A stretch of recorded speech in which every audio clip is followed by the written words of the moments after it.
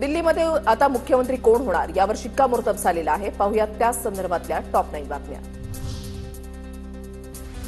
रेखा गुप्ता दिल्लीच्या नव्या मुख्यमंत्री असणार। दिल्ली मुख्यमंत्रीपदासाठी रेखा गुप्तांच्या नावावर शिक्कामोर्तब। दिल्लीमध्ये चौथ्यांदा महिला मुख्यमंत्री विराजमान होणार।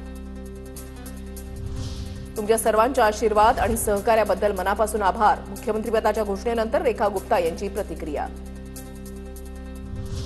रेखा गुप्ता यांच्या घराबाहेर भाजप कार्यकर्त्यांकडून जोरदार जल्लोष। एकमेकाला पेढे भरून फटाक्यांची आतषबाजी करत कार्यकर्त्यांचा जल्लोष।